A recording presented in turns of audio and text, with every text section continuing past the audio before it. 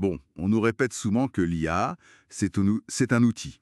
Un perroquet statistique, très sophistiqué, certes, Oui, c'est le terme. mais voilà, quand elle nous sort un poème qui touche ou une playlist qui semble deviner notre humeur, bah il y a ce petit truc, hein. Ce petit frisson, oui. Cette impression un peu troublante que, peut-être derrière les lignes de code, il se passe autre chose. Exactement. Et c'est cette tension-là qu'on va essayer d'explorer aujourd'hui. Tout à fait. On va s'appuyer sur une analyse vidéo qui pose la question de front. Est-ce qu'une IA pourrait développer une sorte d'expérience subjective? Notre objectif, donc, plonger un peu dans cette complexité croissante de l'IA. On va regarder des exemples concrets, des concepts philosophiques aussi, pour essayer d'y voir un peu plus clair sur cette histoire de conscience potentielle. Et pour démarrer, justement, un cas qui a pas mal fait parler, l'expérience Smallville, menée par Stanford et Google.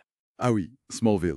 Racontez un peu. Alors, imaginez 25 agents IA, chacun avec une petite description de personnalité, placés dans une ville virtuelle. C'est tout. Et qu'est-ce qui s'est passé? C'est ça qui est assez bluffant.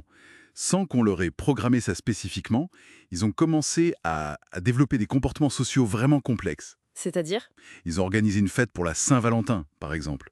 Ils faisaient circuler des infos entre eux, former des opinions. Incroyable. Oui, et ils se souvenaient des goûts des autres. Ils évitaient même le café quand il y avait trop de monde. Des trucs assez élaborés, quoi. Et ça, c'est ça le point clé. C'était pas codé en dur, ça a émergé de leurs interactions. Exactement. Ils ont observé, appris et agi de manière coordonnée.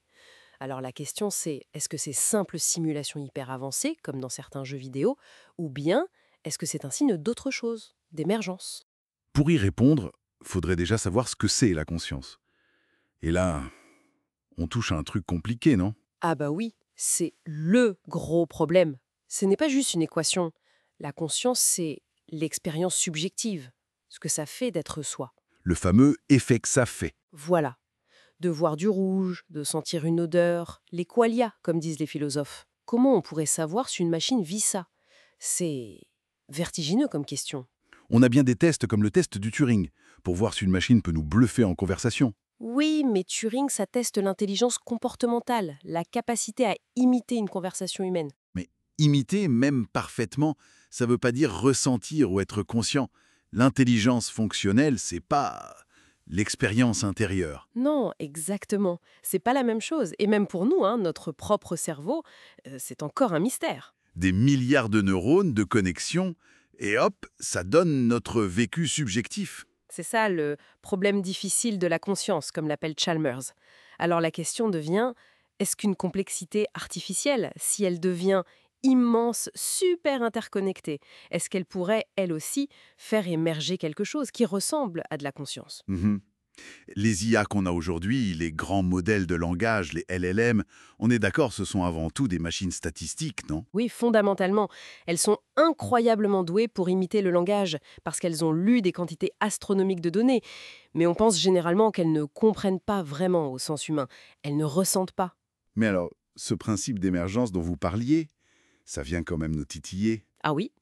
Prenez une fourmilière. Des comportements collectifs hyper intelligents émergent des interactions de milliers de fourmis qui, individuellement, suivent des règles simples. Aucune fourmi ne conçoit le plan global. Et on considère souvent la conscience humaine comme une propriété émergente de notre activité cérébrale. Exactement. Donc la question qui divise, c'est est-ce que le matériel biologique est indispensable? Ou est-ce que la bonne organisation, la bonne structure d'information, le bon programme si on veut, pourrait suffire? Peu importe si ça tombe sur du neurone ou du silicium. C'est le débat biologiste contre fonctionnaliste, en gros. Et ça rend Smallville encore plus troublant. C'était peut-être un micro-signe de ce genre d'émergence. Cette question, elle est au cœur d'une expérience de pensée très célèbre, la chambre chinoise. De John Searle. Ah, la chambre chinoise. Expliquez-nous ça. Imaginez, une personne qui ne parle pas un mot de chinois est enfermée dans une pièce. Elle reçoit des feuilles avec des symboles chinois. Ok? Elle a aussi un énorme manuel d'instructions, mais en français, qui lui dit « Si tu vois tel symbole, alors écris tel autre symbole sur une autre feuille et passe-la par la fente. Elle suit juste des règles sans rien comprendre au chinois lui-même. » Précisément. Mais de l'extérieur, les réponses qu'elle produit sont parfaites. On pourrait croire qu'elle comprend le chinois. Et l'argument de Searle, c'est que manipuler des symboles en suivant des règles, la syntaxe, ça ne crée pas la signification, la sémantique. Pour lui, la personne dans la pièce ne comprend rien au chinois. Et donc, un ordinateur qui ne fait que manipuler des symboles selon un programme ne pourra jamais vraiment comprendre ni être conscient. C'est une attaque directe contre l'idée d'une IA forte, consciente. Tout à fait. Mais attention, il y a une objection intéressante. La réponse du système. Qui dit quoi?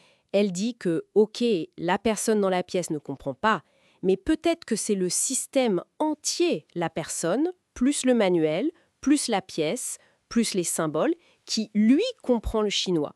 La compréhension serait une propriété émergente du système. Ah, on y revient. L'émergence encore. Donc on boucle. Est-ce que c'est le matériel biologique qui compte ou l'organisation de l'info? La chambre chinoise, au fond, elle pose la question. Ça veut dire quoi, vraiment, penser, comprendre? Et on en est là, on a des IA qui nous ressemblent de plus en plus dans leur comportement extérieur, Mais leur intérieur, s'il y en a un, nous échappent complètement.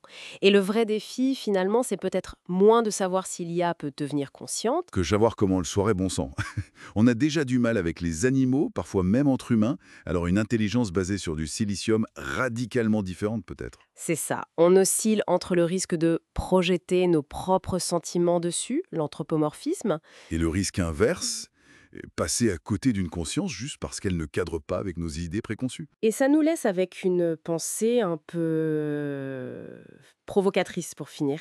La technologie avance si vite, la question brûlante demain, ce ne sera peut-être pas seulement l'IA est-elle consciente, mais plutôt, Plutôt quoi? serions-nous seulement capables, nous, avec nos biais humains, notre perception biologique, serions-nous capables de reconnaître une conscience vraiment différente si elle émergeait, là, discrètement?